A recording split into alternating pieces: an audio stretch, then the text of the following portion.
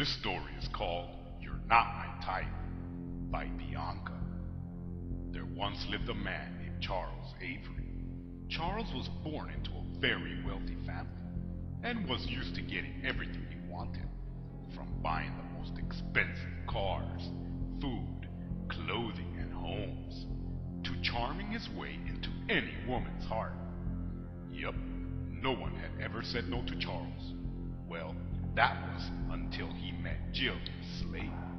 Jillian was a woman Charles had met one afternoon at a cafe.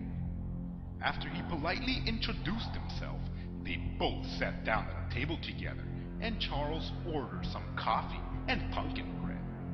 The two spent hours talking about music, books, and any other topic that came up.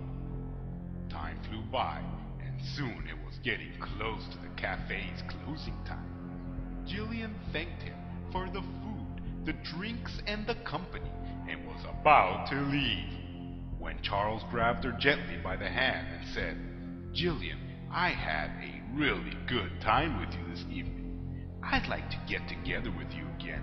How about tomorrow night? Dinner and a movie, my treat." There was a small pause between the two.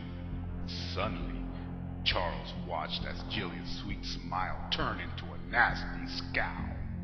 "I'm sorry, Charles," she said. "It's just that, well, you're just not my type," she said angrily. She jerked her hand away from his grasp and stormed out of the cafe. As for Charles, he just sat there dumbstruck. He couldn't understand what had gone wrong. Everything was going so well. They were getting along so beautifully. What happened that made her so angry? Well, being the stubborn man that he was, Charles was not about to let Jillian go. She had told him that she was a creature of habit. So for the next few weeks, Charles would go to the cafe with flowers and wait for her. And every day when she saw him standing outside the cafe, she would get back to her car and drive away. This continued for a long time. Weeks so turned into a month, and a month quickly turned into 2 months. Finally, Charles couldn't take it anymore. After Jillian drove off for what felt like the 100th time, Charles threw the flowers he had brought for her that day to the ground. He began to stomp on them violently, not caring if anyone saw his outrageous behavior. "That's it. That's the final straw," he thought angrily. "Jillian Slade, I'm going to make you my girlfriend if it's the last thing I do." The next day, Charles looked up Jillian's address in a phone book. A4762 Auburn Lane, and drove straight there.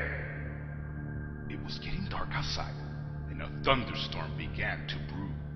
By the time Charles reached Jillian's house, he ran quickly to the front door and pounded on it impatiently. The mail slid open. "Charles, what the heck are you doing?" Jillian's voice came from it. Charles got on his knees so that he could be at eye level with the mail slide. "Jillian," he said, "I don't understand why you don't go out with me. We had such a great time together at the cafe.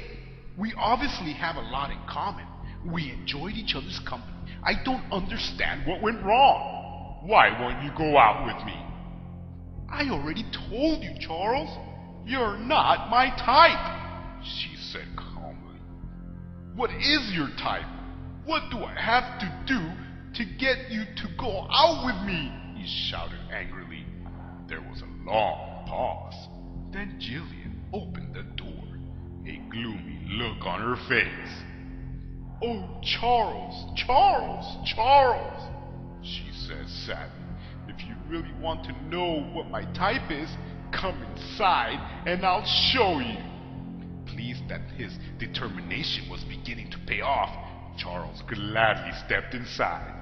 "See that door at the end of the hall?" she said, closing the door. "Yeah," he said, looking down the hallway in front of them. "Go inside and you will see what type of men I like." Charles did as she instructed. He opened the door and saw a staircase that led to a basement. As he walked down the stairs, Charles figured that Jillian had pictures or portraits of ex-boyfriends that she wanted him to see. When he reached the bottom of the stairs, he noticed there was an odor of rotting meat. What the hell? He thought, putting his hand over his nose and mouth. Next to him on the wall, he saw a big light switch and flipped it. The lights came on, and to his horror, he saw the bodies of 12 dead young men, some nailed to the wall, some hung upside down from the ceiling, and others in wooden boxes on the floor. All of them had their eyes sewed open. Panicking, Charles quickly looked around for an exit, but there were no doors or windows. Suddenly, he felt someone tipping him on his shoulder. He turned around, and with one swift swing of her axe, Charles' head went flying across the room, his body falling to the ground. Jillian put down her axe and walked over to Charles' severed head. She put it up and said, "Now you're my type, Charles," and she kissed him on the lips.